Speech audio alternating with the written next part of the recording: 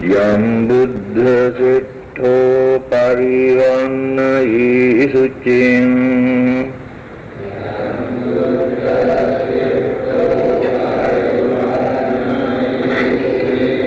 Samadhimanang Tarikanyamaho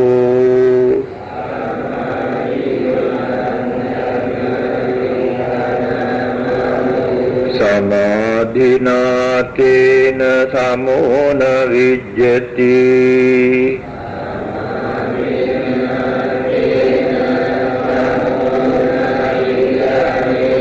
Idampi dhamme ratanang panitang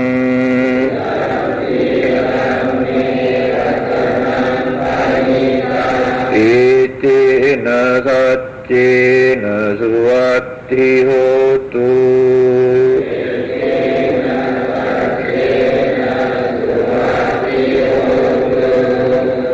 Now recite together Yam Buddha Siddho Parivannayi Sucin Samadhimanang Tarikanyamaho Samadhina tena samona vijjati Idam idam me ratanang panitang etena saccena suvatthi hotu.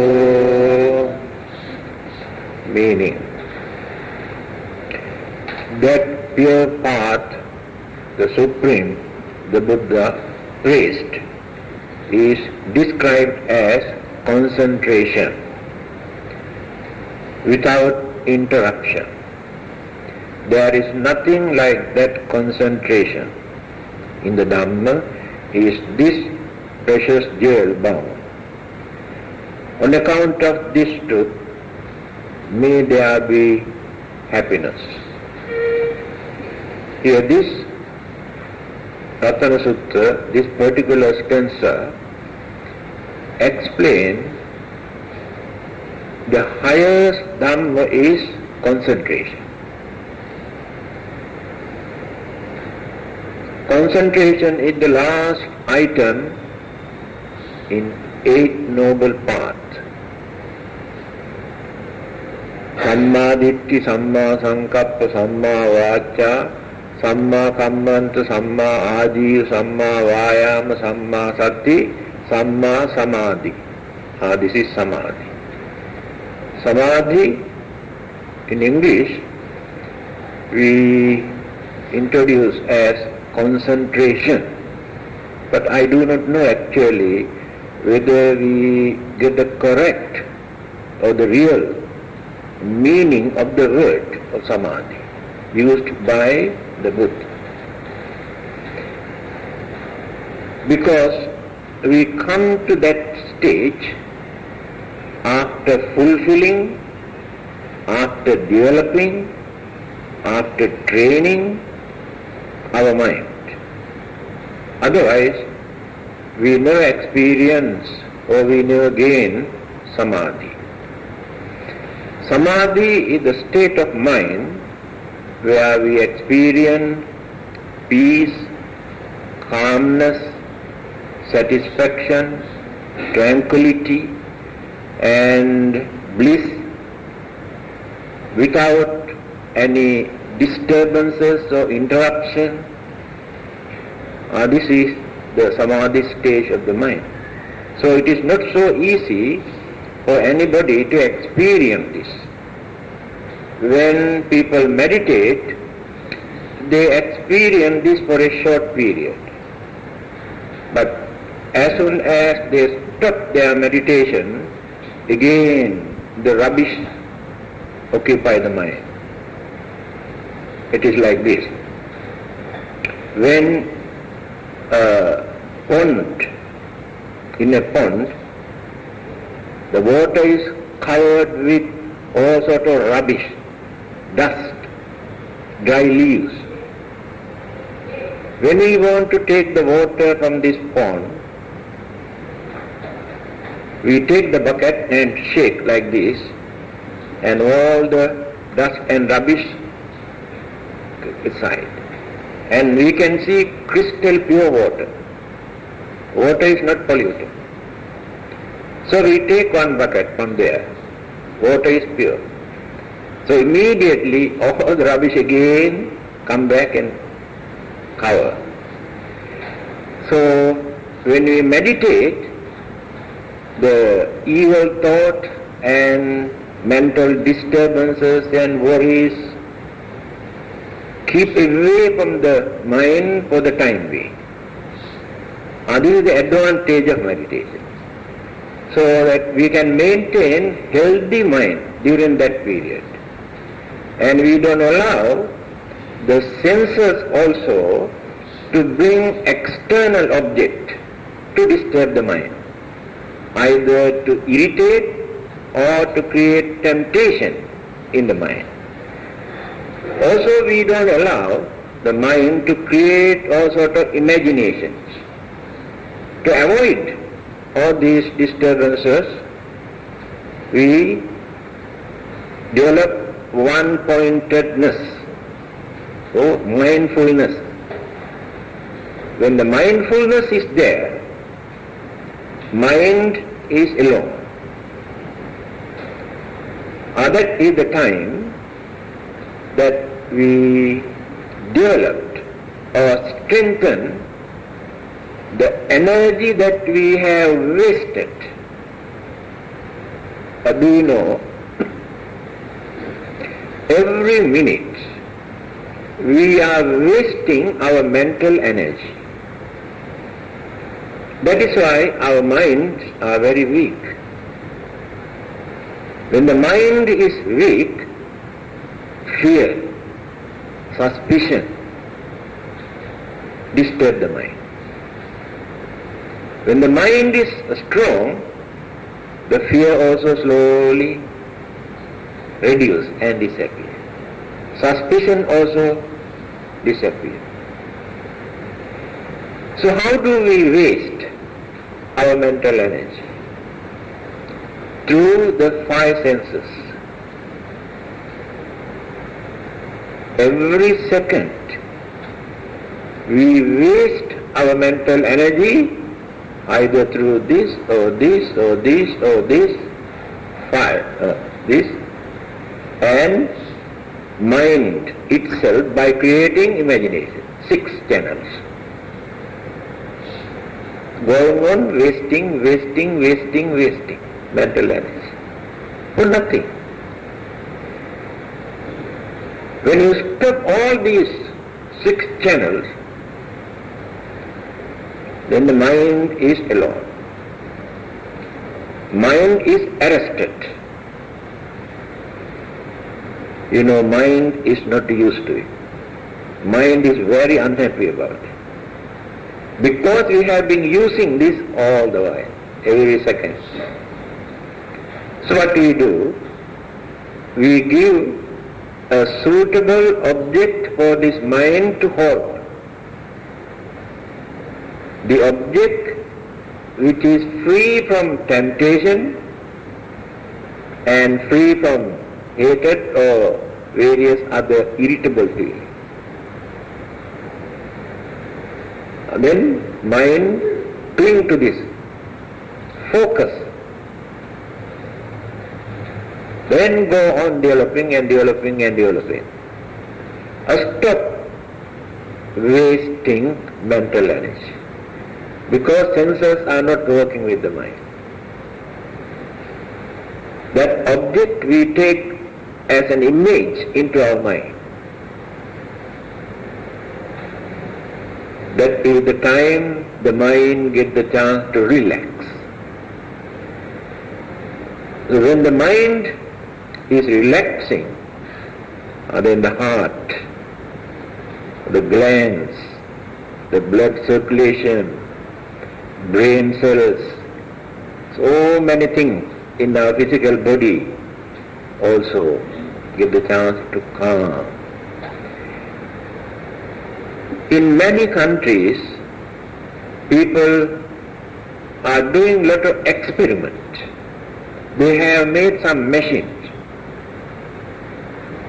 and fixed here to the brain. Then they have meter, just like taking blood pressure. And one person is irritated, another person emotionally upset, another person is very happy and laughing, another person is worrying and thinking.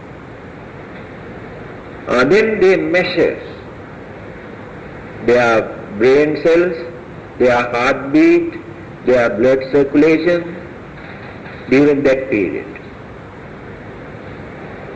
Then they have seen lot of changes. How the mind can change so many things in our physical body, later turn into sicknesses after middle age.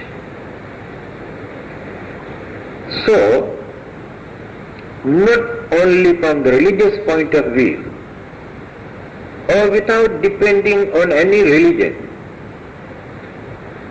if we can practice this mindfulness, that means be mindful. Whatever you think, whatever you talk, whatever you do, your mindfulness must be there. That is the training period. You train your mind in this way.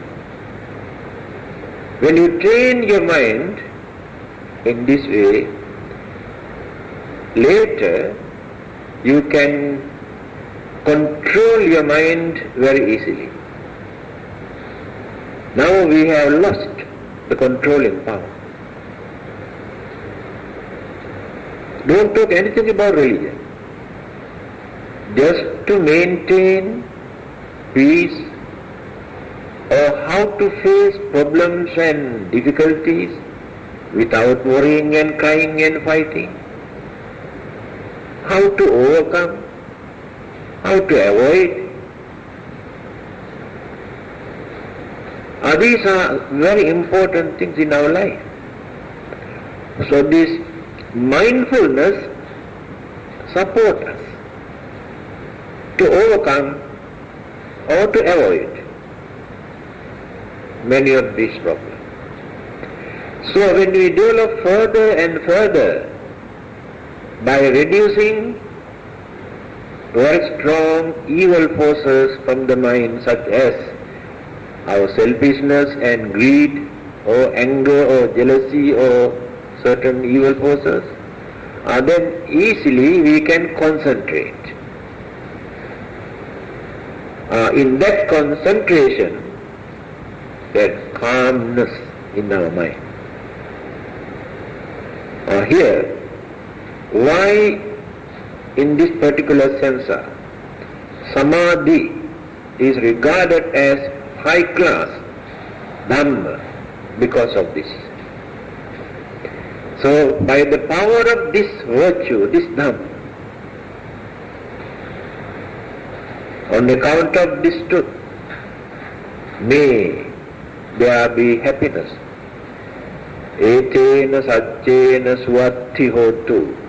Actually, although it is mentioned, be happiness, the real meaning here, swati, be well and happy, swati. The word swastika also derived from this word, swastika, swasti, swati. Pali word is swati, Sanskrit is swasti, swasti. So then later the symbol becomes swastika.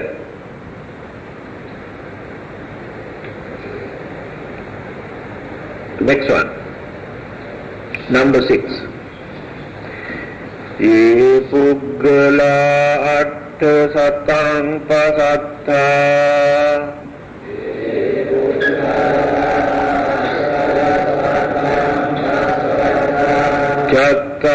etani yugani hanti.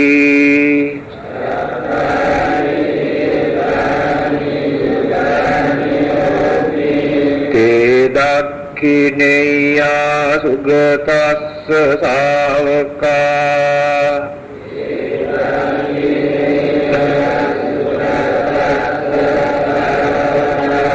Ete sudinnani mahaphalani.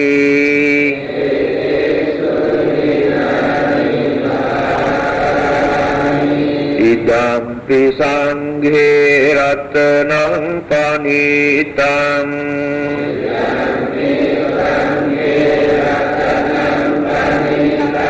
Etena saccena suvathi hotu.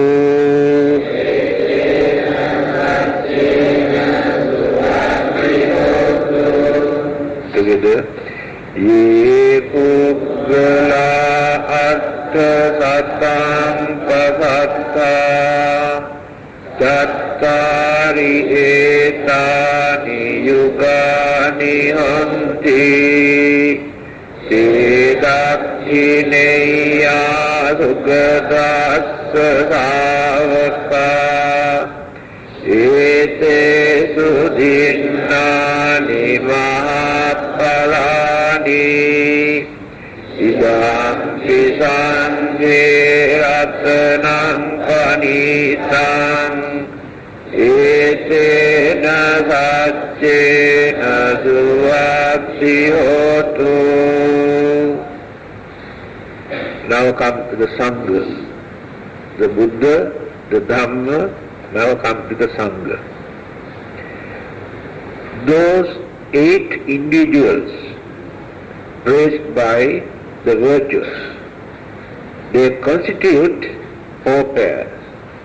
They, worthy of offering, are the disciples of the enlightened one.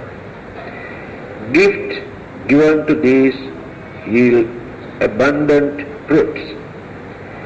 In the Sangha is this precious jewel found. On account of this truth, may there be happiness.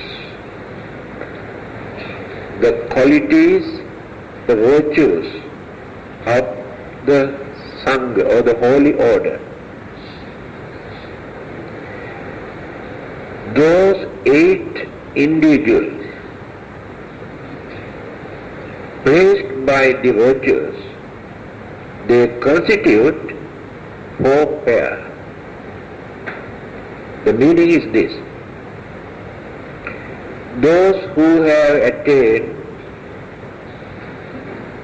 Sotapanna, Sakadagami, Anagami, Arahant. 4. First, get into the path, Magga, Sotapatti Magga. Get into the Sotapanna Magga or path. After that, experience the good result, that is phala, fruits. Then become 8 pair, 4 pair.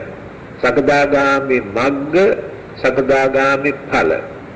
Anagami Magga, Anagami phala. Arahanta Magga, Arahanta phala. Individually 8, but 2 pair, Magga phala. It is like this. Now, you want to cross a river. So there is a boat. So first you get into this boat. That is Sotapanna Magga. You got into that path. After sailing or crossing the river, you get the chance to land the other side of the beach, phala. You reach, you gain what you wanted. That is phala. So the person who attained Sotapatti phala, Magga, the path, just eradicated 3 bondages.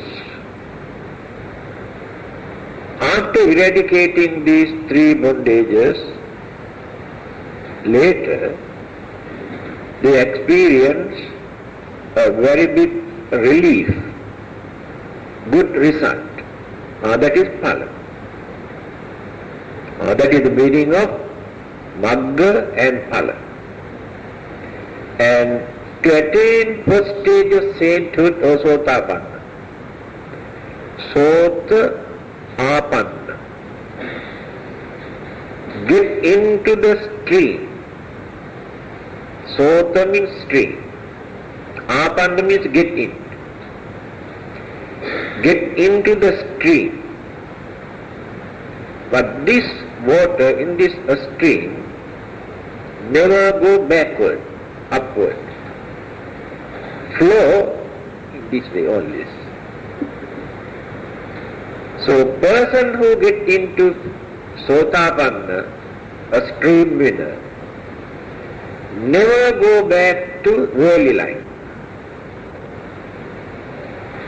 Follow the noble path and continue the path. So the meaning of sotapanna or sotapatti is this. That person got into that path already. Never go back again to the worldly life, to suffer. Again, only after attaining the first stage of sainthood or sotapanna, we can see that person never become an unfortunate living being again after his or her death. That means never go to hell, never become an animal, never become a spirit or ghost or devils or demon. That guarantee is there. Because by eradicating those three bondages, that person has already qualified, entitled to continue the spiritual journey. Never go back to the worldly life to suffer. Again, it is mentioned in the stanza also, no need to explain. Now the second stage, anagami. I didn't explain what are those three things, isn't it? Three bondages that we had to eradicate. Sakkaya Ditti, Vichikiccha, Silabbata Paramasa. These three bondages. Very difficult. First thing, the concept of self. Many people believe that there is a self or soul, either created by God or come into existence automatically. Difficult to get rid of this belief. As long as we maintain this belief that there is a self or soul, it is impossible for that person to attain the first stage of sainthood. Remain as a worldly person. That is why knowledge, understanding is important. Because this is only an imagination created by the man due to lack of understanding of the nature of the mind.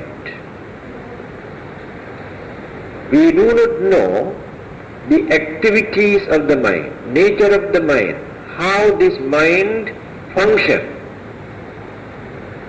So we create our own imagination. So when we analyze this mind, there is no place for self or soul. That is what the Buddha says. By realizing this, without depending on soul or self, we try to cultivate and develop our mind. Usually when we talk, we say our soul go to heaven, our soul go to hell. These are the words created by us due to lack of understanding. That is the first qualification. Second one is vichikiccha, a skeptical doubt, not ordinary doubt. The Buddha encouraged us to doubt, to understand things. He said, first you must doubt, don't accept at once. When you doubt, you take the trouble to study.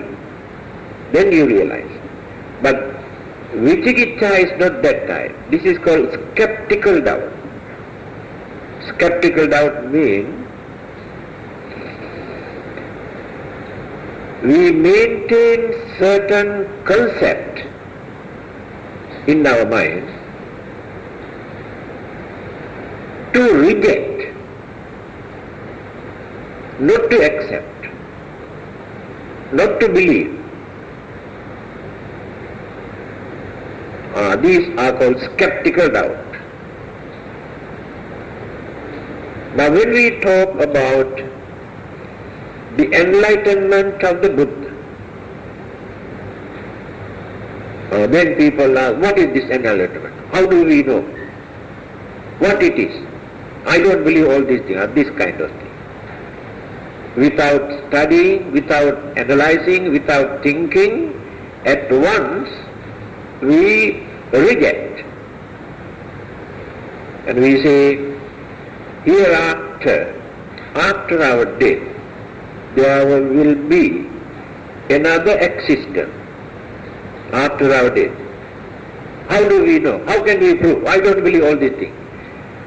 But we had to study and think and observe. There are so many things to do, to say, either yes or no. So we should not maintain such belief. Then one person say, I believe in God. Another person shout, I don't believe in God. Krishnamurti say both are in the same boat. Because one who says I believe in God doesn't know anything about God. Just say I believe in God. And the other person who says I don't believe in God also doesn't know anything. Both are in the dark. And those who never say I believe in God, those who never say I don't believe in God, they are the one who can understand the nature of God. Krishnamurti says, it's a very beautiful saying. Therefore you must never say at once I believe in God or I don't believe in God. This is through our emotion, without understanding. So, a skeptical doubts are very dangerous because they remain as crystallized concept in their mind, cannot penetrate into the mind. So as long as they maintain such concept, they cannot attain the first stage of saint. Third one is Silabbata Paramasa. Sila, Vata, Paramasa. There are three words. A strong belief or inclination, so attachment towards rites and rituals and ceremonies. By thinking, simply by performing these rites and rituals and ceremonies, they can go to heaven or they can find out their salvation. If they have such belief, they also cannot attain even the first stage of sainthood. Then what are these? Sila and Vrata, for them to develop their attachment. Because these practices were very common in India, even today. But 2500 years ago, very common practices.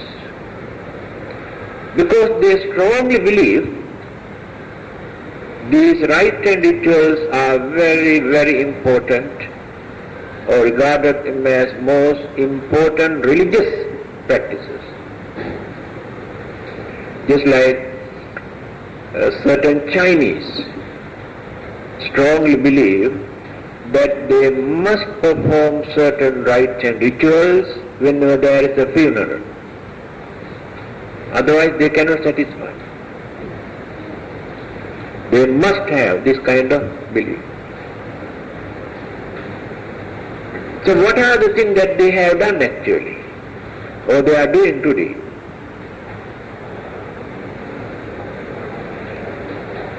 By burning animals to offer in the name of God, by burning rice and ghee and butter and various valuable things to offer to their God, and simply praying and worshipping whole day and night. If not reciting certain mantras without doing anything, go on reciting. If not torturing their own physical body, thinking that they can wash away all the sins committed by them by torturing their body, burning, cutting, starving,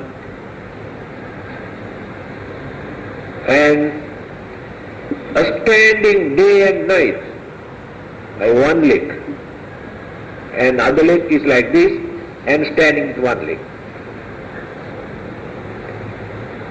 Observe this as most important religious practice.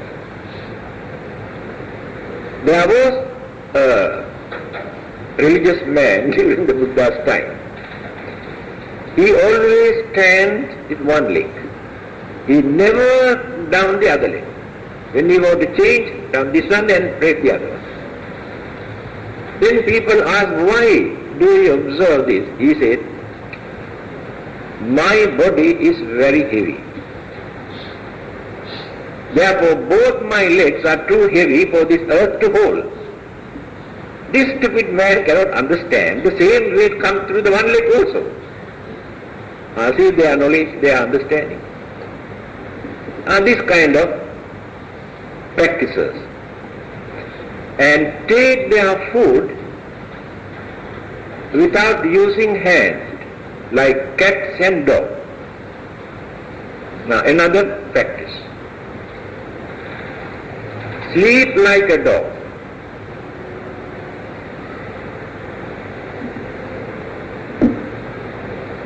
So the Buddha, after studying and observing all these practices,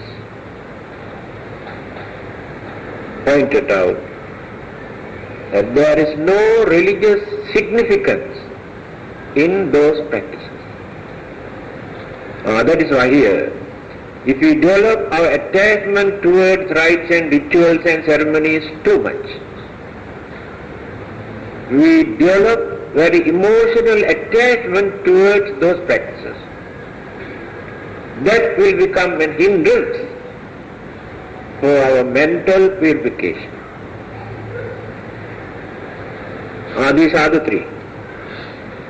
Get rid of this concept of self, get rid of this skeptical doubt, withdraw our strong attachment towards rites and rituals. Then only, with the cooperations of various other precepts and sila and other good qualities, the person get into the first stage of sainthood, a stream winner. That person never go back to the worldly life again. Then the second stage, Sakadagami. One who attained first stage of sainthood, Sotapanna, if that person did not develop the rest of the stages, rebirth can take place only 7 times, cannot go beyond that. Must attain final goal. No more 8 births for that person. Reduce.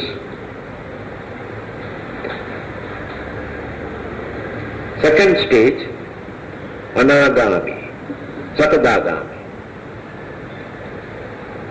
Sakat Agami. Because once return, that means rebirth can take it only once. Did not attain Arahanta.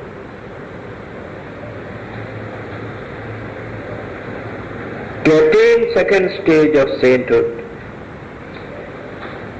we have to reduce 2 things. They are very, very, very heavy and very strong in our mind. We cannot eradicate them completely, but we can reduce.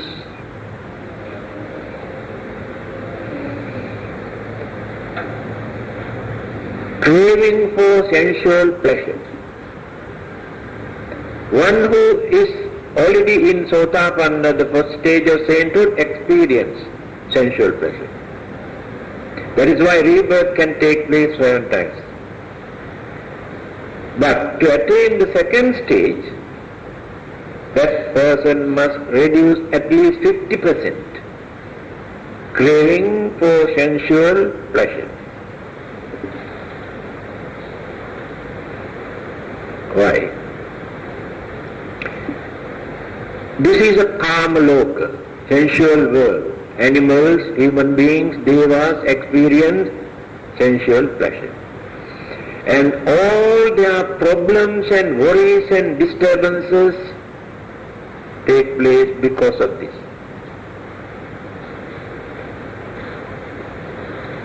But those who have reduced sensual pleasure have less problem, less worries.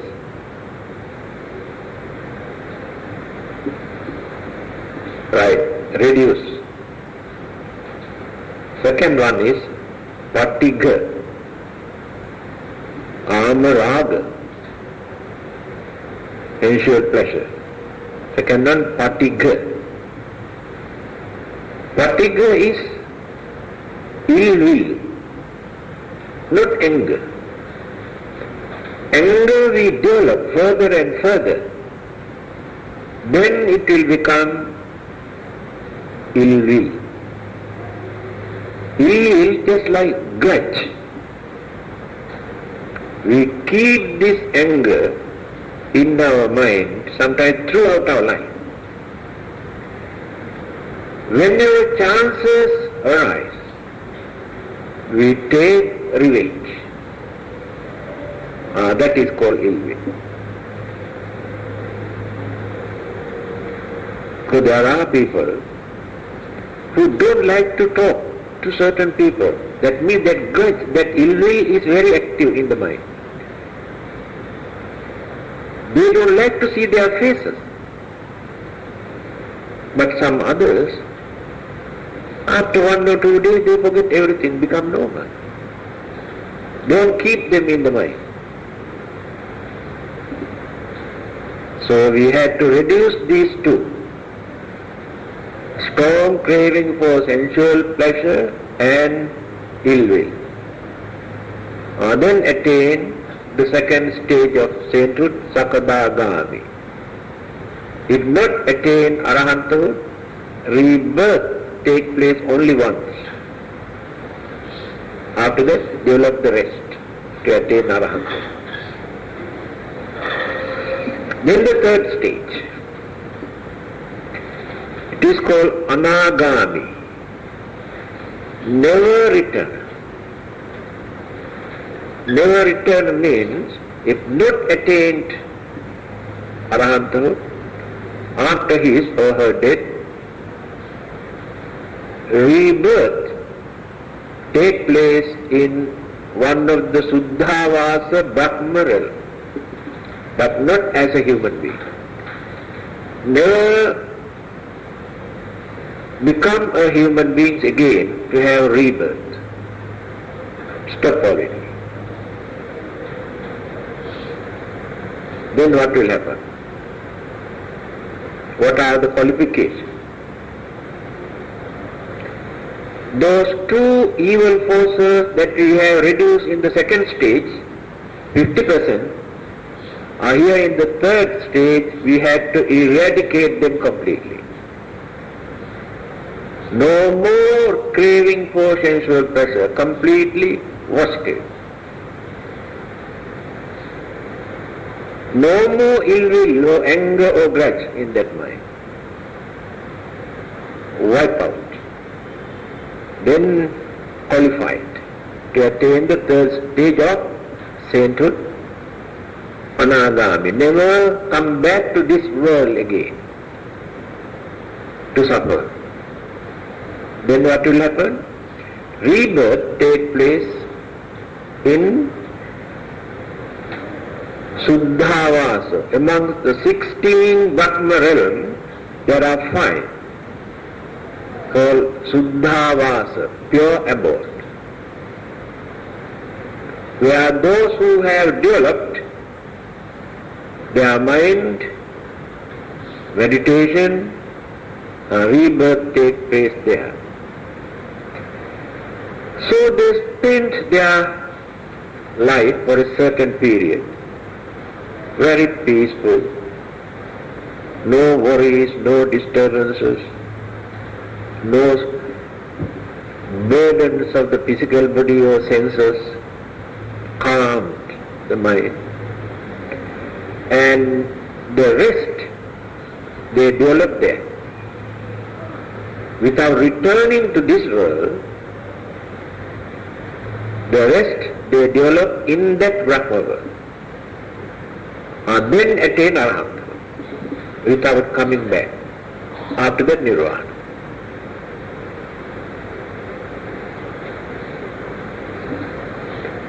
Then the fourth or the last stage, Arahant.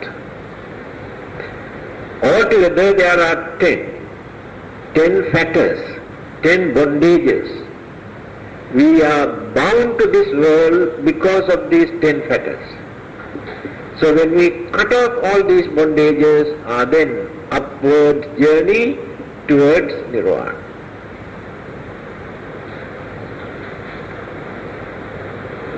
Five more. So up to the third stage of sainthood, we have eradicated 5.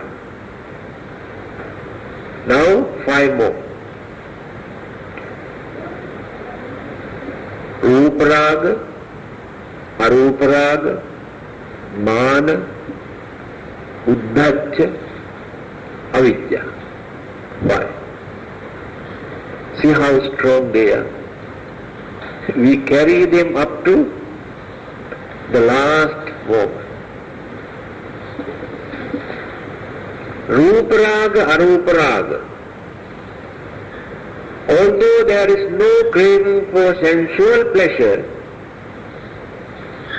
still they maintain some sort of attachment or craving towards these two Brahma world, fine material world, immaterial world. That means one particular group has beautiful appearance. So they like to be like one of them. Then there is attachment, craving towards it. There is another group, life exists without physical body, only mental energy. Some of them like to be there because They are free from physical burden. Life or mental energy exists. Life process exists, but no physical body. So that craving or that attachment towards this fine material or immaterial, they have to get rid of them. Third one, there are so many reasons for us to maintain this, our pride. There are so many reasons for us to maintain this, our pride.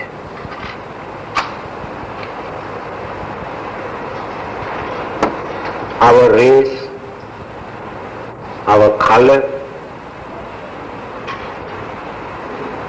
our religion,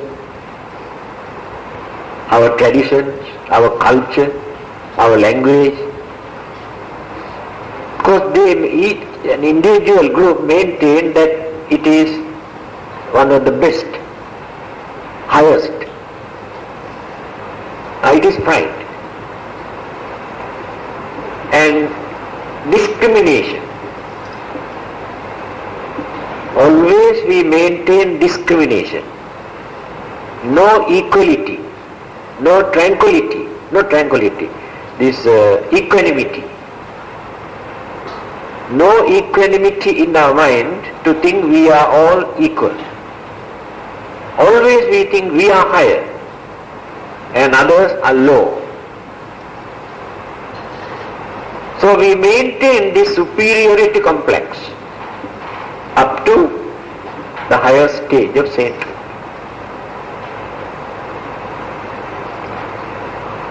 Otherwise, no salvation for us. You know, the Buddha, first time when he visited his hometown, Kapilavatthu, he went out with his begging bowl, arms round, or Pindapata, with his disciples. People went and reported to King Suddhodana, Buddha's father, look at your son, begging food from house to house, going like a beggar. The king was mad. He could not tolerate this. He went on running and requested, please don't disgrace my royal family by begging food like a beggar. He shouted. Then what did the Buddha say? He said, I am not belong to your royal family. He is telling his father, I am not belong to your royal family. I am belong to the Buddha's family. I am following the Buddha's tradition. This is the Buddha's tradition. So the king had to stop him because of his pride. He is from royal family. The Buddha had no such feeling. Therefore he can go from house to house asking food. This is the difference. The next one, Uddhacca. Uddhacca means restlessness in our mind. This is another big problem. And we do not know why. Without any reason.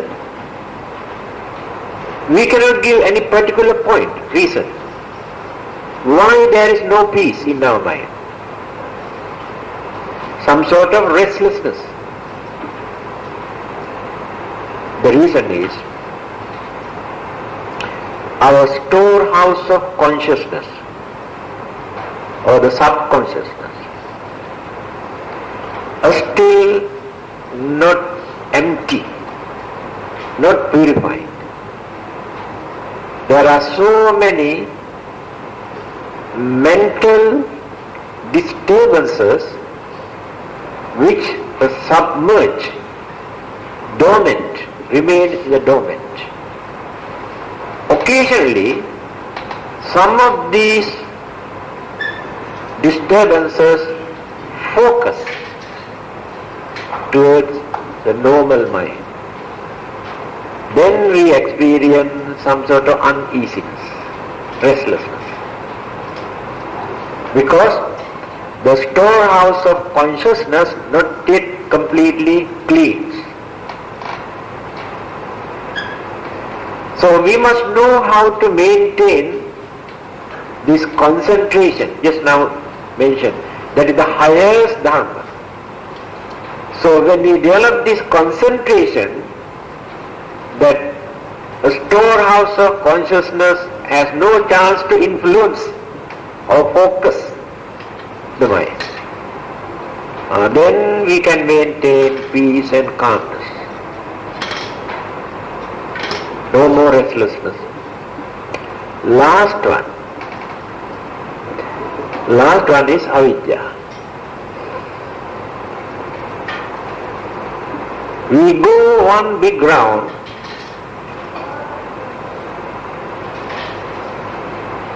The main point is ignorance. Because of ignorance, this one appears. Because of this one, that one appears. Because of that one, this one appears. Paticca Samuppada, 12. So we come back to the same ignorance again as last item. What is this ignorance?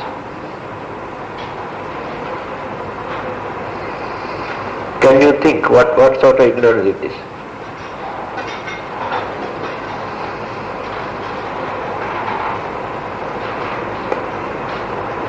Here ignorance means lack of understanding or realization of Four Noble Truths. That's all. We do not know why we suffer. We do not know what is the cause of our suffering. We do not know what to do, how to stop this suffering. And we do not know how to experience peace and happiness without suffering. Four Noble Truths. When we realize this, no more ignorance.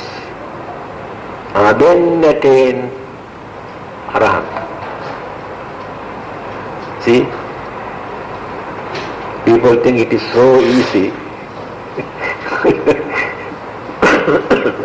By offering a dana, offering something or performing some religious rite and rituals, that you can become an Arahanto, saint or attain Nirvana. Very easy. Now you can understand what a big task. And we also produce Buddhas every now and then. In many countries they produce their own Buddhas. And we don't know who these Buddhas are actually. Which band, you know.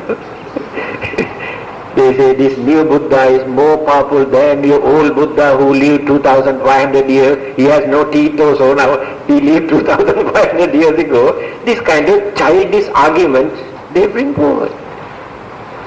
So this new Buddha is more energetic, more powerful, more experienced, more knowledge. But what are the qualities for a person to become a Buddha? Here just now I explained the qualities and the virtues that we need to attain sainthood, arahanthood, not to become a Buddha. Then what about becoming a Buddha? Now if you want to become a Buddha, how many more qualities and the virtues that you have to cultivate and develop?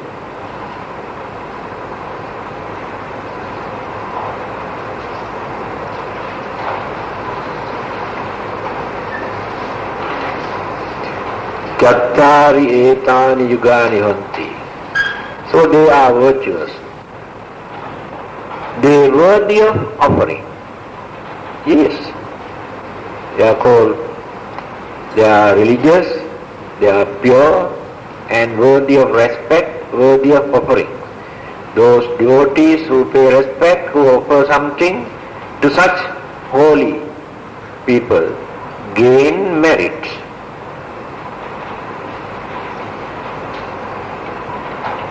They are the disciples of the enlightened one, the Buddha. They are disciples.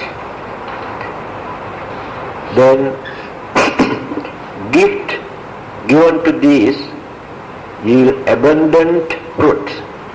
The offering that you have performed create lot of good result, effect, good effect.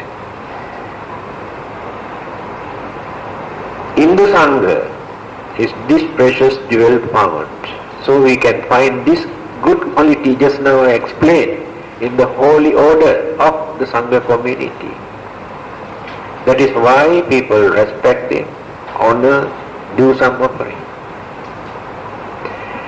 Regarding this merit, good result, good effect that you experience by offering, so giving dana or paying respect, also you must understand the nature of the merit that you gain.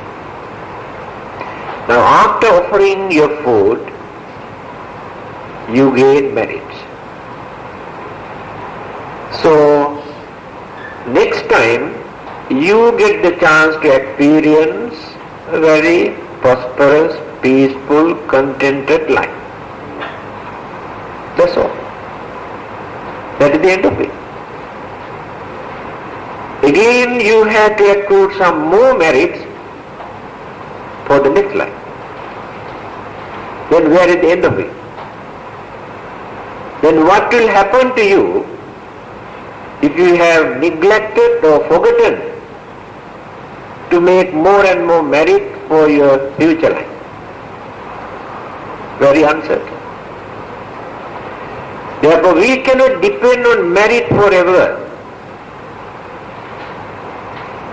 That is why it is necessary for us to cultivate ourselves, purify ourselves, without depending on merit.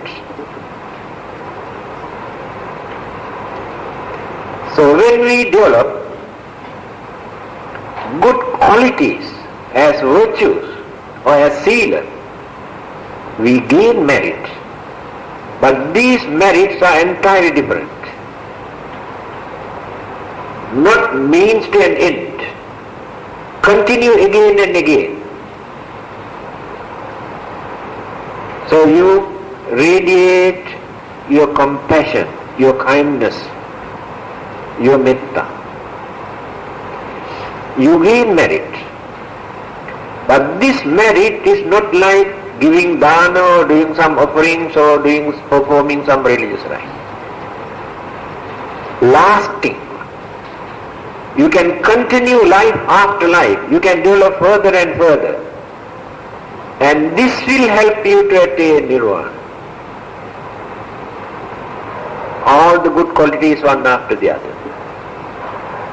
This is the difference. Therefore don't depend on merit forever. After spending, again you have to accrue, perform meritorious.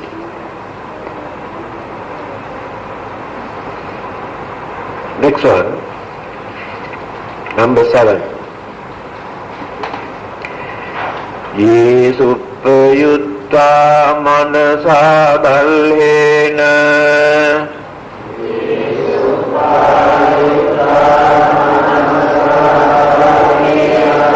Nikkamino Gotama Sasanam Hi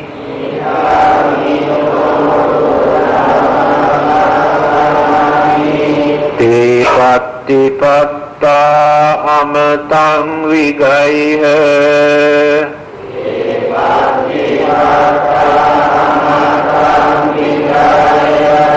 Labdha Muda Nibbuting Bhunjamana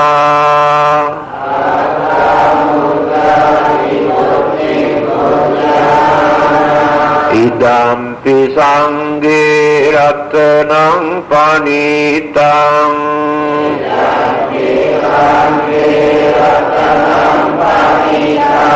etena saccena suatti hotu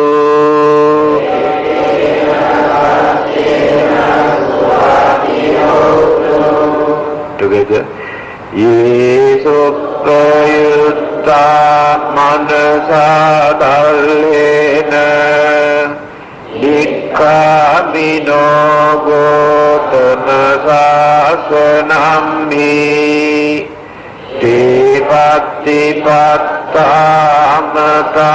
vidaya Labda muda nibbutim bunjamana Idam pisanghe ratanam panitan etena saccena suvatti hotu. With steadfast mind, applying themselves through thoroughly in the dispensations of Gautama, free of passions, they have attained to that which should be attained, and plunging into immortality, they enjoy the peace, Nibbana, in absolute freedom. In the Sangha is this precious jewel found. On account of this truth, may there be happiness. Now talk about Nibbanic bliss. With a steadfast mind, applying themselves thoroughly in the dispensations of Gautama, by practicing and taking seriously into the mind, using full effort and energy, by developing or cultivating or purifying their mind,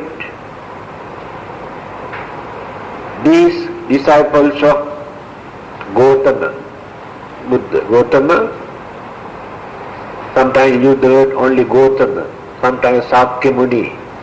There are so many names, we can use anyone, whichever we like. Free of passions, they have attained to that which should be attained. That means final goal. They have been working, aiming at this final goal. They have attained, they have gained, but they wanted. Only by eradicating their passions, their mental defilement, mental impurities. We have so many kinds of mental impurities. The main cause of all these mental impurities is our ignorance. When ignorance nurtures, develops our craving. Then craving becomes the real culprit to create all the other evil thoughts in the mind. Ignorance keep quiet after nurturing and developing craving. Then craving becomes very active. So all our problems are based on our craving. So these holy Arahantas, the disciples of the Buddha, by eradicating all the evil thought or passions or impurities from the mind, they have reached their final goal, Nibbanic bliss.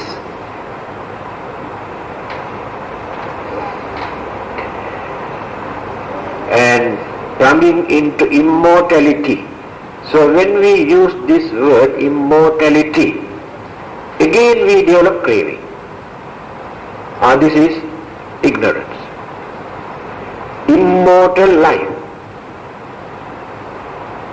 We want a life which must remain forever.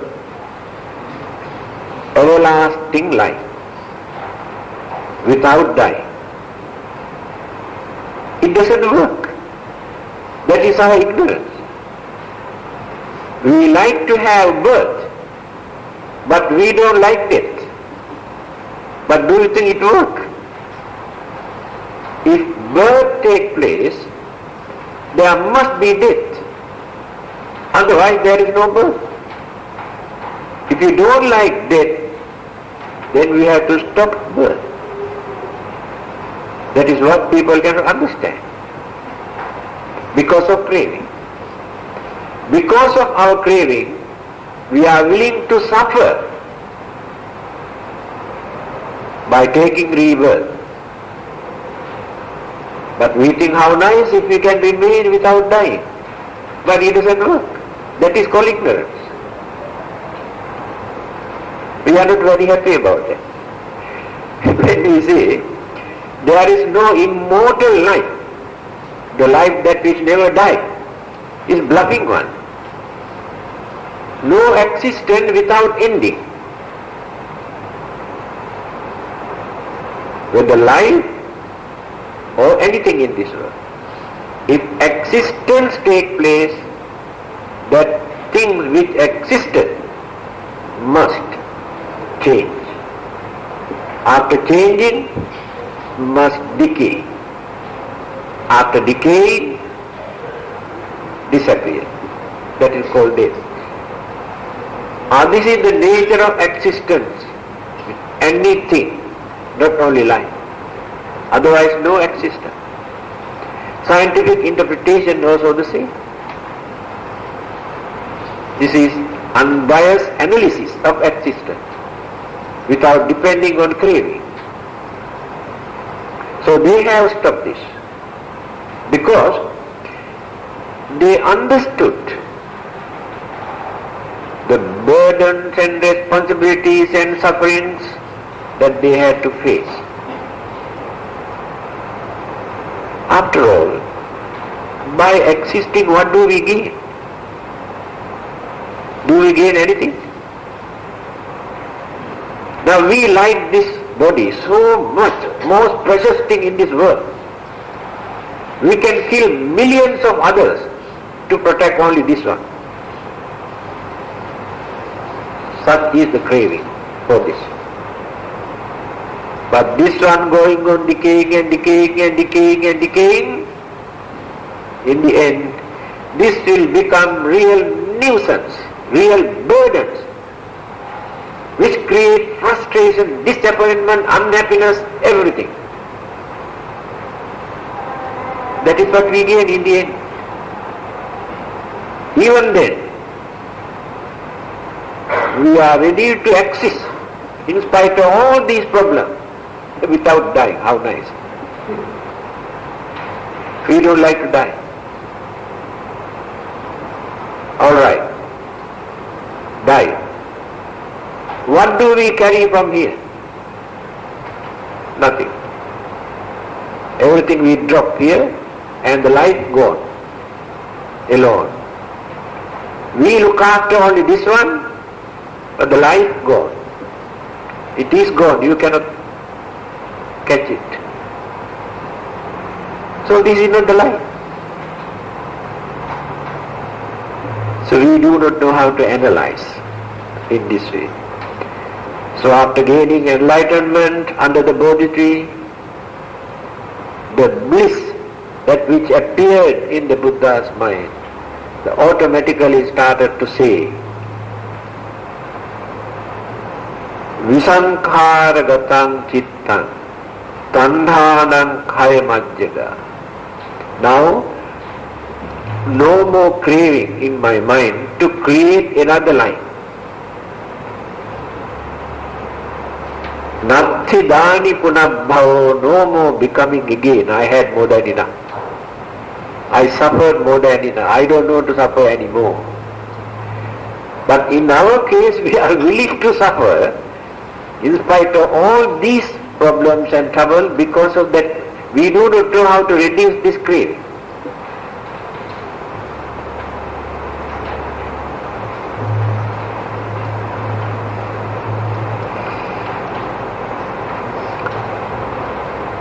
So the immortality means a stop birth and death both. not only death. That you call immortality. They enjoy the peace or bliss or Nibbana. Then what is Nibbana? When there are no more mental or physical burdens, complaint, pain, worries, unhappiness. When the mind is completely free from all these problems now we are facing, that is Nibbana. Because day and night we are struggling to get rid of these problems. So when these problems are no more, then it is Nibbana. Then what else do you need?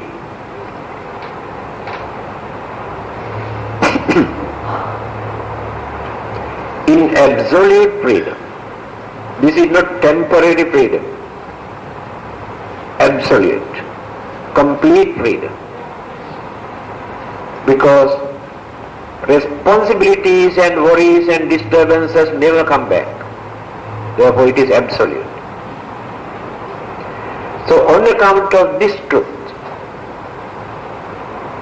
may there be happiness. So definitely, when we are free from these disturbances, can we explain the nature of happiness? A man who is in the jail, who is sentenced to life imprisonment,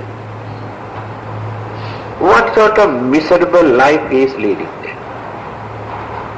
So one day, one of the officers of the jail goes and announces, we got a special order from the king to release you. What sort of happiness appear in that man's mind? The person who attained Arahanthood is exactly like that prisoner.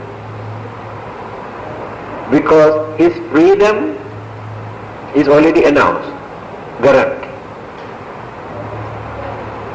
But that person is still in the prison. He says, end of this month we will release you, not today. The person who attained Arahanthood also like him.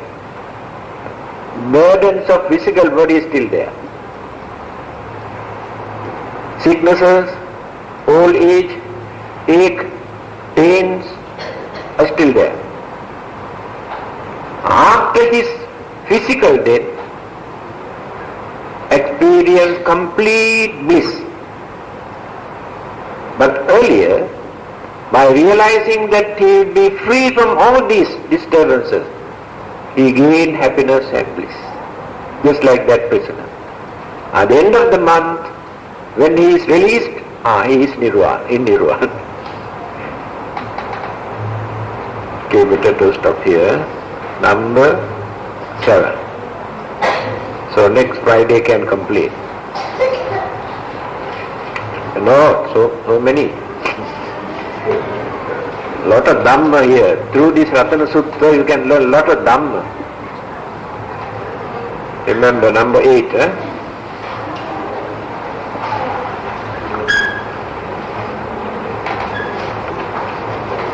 211.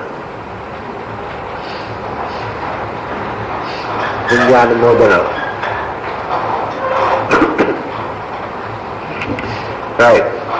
Imina punya kammena upajjaya gunottara achariyupakaraca mata pita piya mamam suriyo candi maharaja gunavanta narapica Brahma Maharaja Indraja Lokapalaja Devata यमो मित्ता मनुष्याच मज्जत्ता वेरिकापिच सब्बे सत्ता सुखी हन्तु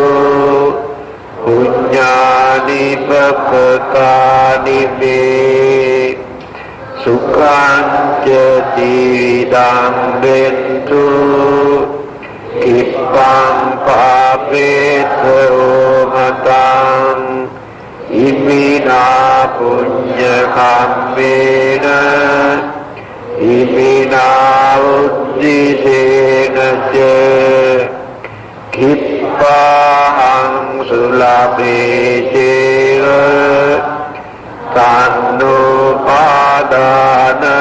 तन्नुपादानचेतनम् ये सन्तानेहिना धम्मा यावन्निब्बानतो ममां न सन्तु सम्प्रदायेव अत्र जातो भवे भवे उजुचित्तो सतिपञ्चो सल्लेखो वीर्यवामिना